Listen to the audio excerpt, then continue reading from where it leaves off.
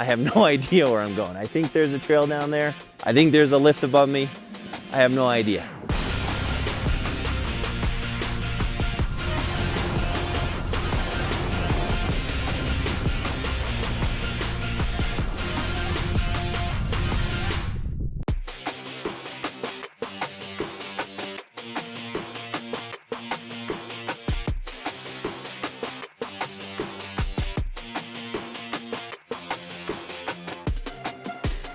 Hey everyone, I'm Kevin Jordan, PSA national team member. Today, we're gonna ski in a whiteout. So one of the things about a whiteout, there's a lot of our visual senses are kind of taken away, and we're gonna need to rely on some other senses today to really help us figure out where the heck I'm going. Some of those senses are gonna include some auditory cues. What am I hearing? What is the snow doing? I'm also gonna look for different things. There are some tricks that you can use that can help you see more in a whiteout. So in whiteout conditions, many skiers, they tend to ski a little more defensively. Some of the common mistakes, they're gonna start to lean more up the hill. They're also gonna do what I like to call shopping for turns. They're not sure where to make a turn, so they're just gonna kind of traverse back and forth. I've been in these conditions before, and I'm gonna help give you some tactics and tips that have helped me out in a whiteout. It may not be the best conditions to actually try them out in. If you feel comfortable doing it, by all means do it. But something that's really good to practice when the light's great, when you can see where you're going, practice some of these drills so that when you get caught in a whiteout, you know what to do.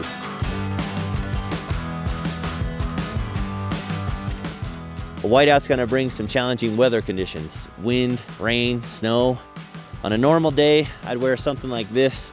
It's a really bright lens. It doesn't let a ton of the available light in. So I'm gonna choose a lens that I can actually see or allows more light in of what's available to me. You wanna make sure you feel really comfortable in gear that's gonna repel some water, that's gonna let you breathe. If your gloves or your hands are gonna get wet or your socks are gonna get wet, you're probably not gonna have the most fun time out there, and you're probably gonna go in pretty quick.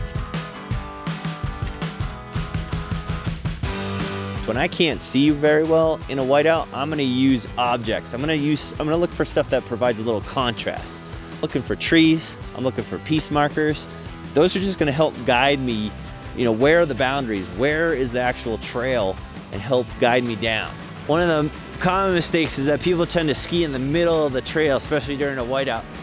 That's really hard because I can't see or I don't have anything to contrast. But if I just come on over here, I got these trail markers, these piece markers. It just helps give me a little bit of contrast. Okay, so I can kind of see where the edge is, and now I can ski and I have some kind of basis or a boundary as I make my turns. And that's all I'm trying to do, is just give myself a little bit of a boundary so that I can see where I'm going, help aid me and guide me down the trail. A lot of times in the whiteout, there is a tendency to look down at what your skis are doing and just what's immediately in your future. I like to call that the now. You need to spend some time looking at the next and bouncing back and forth between the now and the next. So I'm taking in what's coming at me really close, but I'm also looking ahead to see what's going on. I'm bouncing back and forth. Again, I'm not trying to get you to move your head up and down, but just try to get a sense, because a lot of times people just look down, they might get back, and now my technique's all thrown out.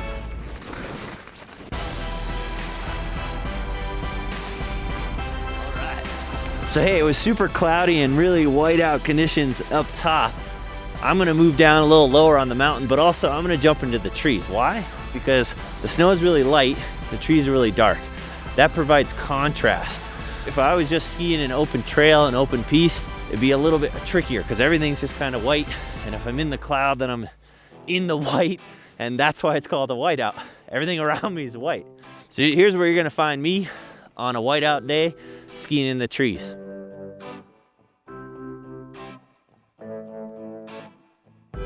Balance is so important in a whiteout. Why? Because if you can't see where you're going, you have to be prepared to get knocked out of balance. Most people tend to lean back. It's actually better if we're more balanced over our entire foot. By lifting the toes, I'm actually closing or making that angle a little bit smaller.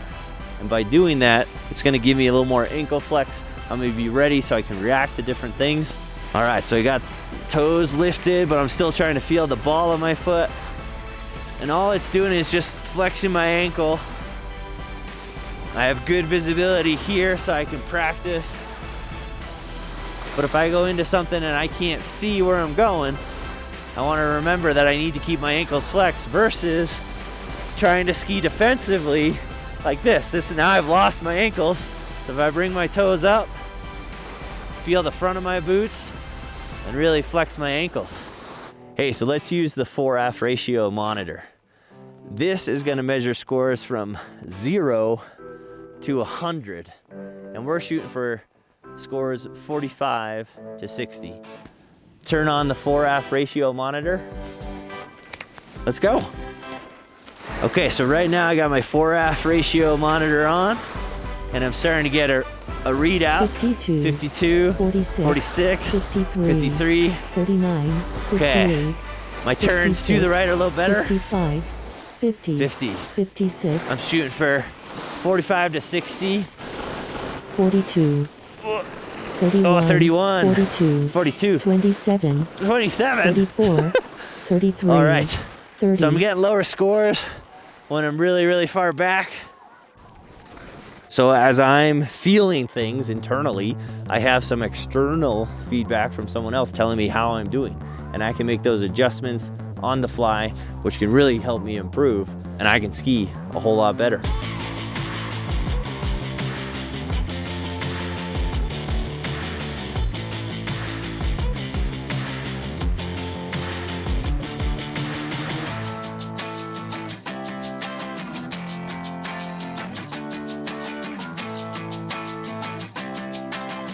One of the things I notice in students is that they shop for turns and they just keep traversing.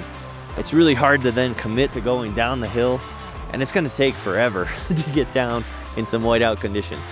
So here's how we're gonna fix that. We're gonna do short turns with a strong pole plant. We're gonna remember that I'm touching my pole and then I'm turning. So again, it's really important to have this pole plant. You want a pole plant with every single turn, touch and turn. And the sensations that I feel is I can actually feel pressure moving from the ball of my foot towards the back of my arch on every turn as I make it. If there was like an imaginary bungee cord tied to my pole and then to my knee and my hips, it's almost like when I swing it, it's letting go of that old one, and now I'm turning and I'm turning around that pole, and I'll continue to have some nice rhythm all the way down. Now what I'm gonna do is I'm gonna actually use the Metronome Challenge with Carve, because this is gonna help me develop some timing. So what it is I'm gonna ski about 5 turns to kind of set the rhythm, just like I was doing the drill before. And then I'll get some information, some data to see how I was doing. Follow me. Now set your rhythm. Now ski to the count. Turn, turn, turn, turn, turn, turn, turn, turn, turn, turn, turn, turn, turn, turn, turn. Okay. On average, you were 2% faster than the target, with an accuracy of 94%. And my accuracy was 94%. I was a little 2% faster than my actual target. Something I'll work on. So I may not be able to control the whiteout or the weather. I mean, I wish I could. But I can control where I turn, when I turn, and how I'm turning. And that's exactly why we're doing this and using the Metronome Challenge. I would encourage you to now try it yourself.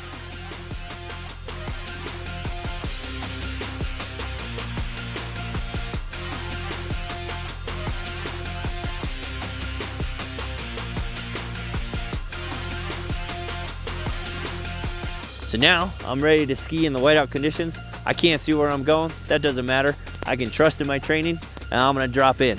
We'll catch you next time.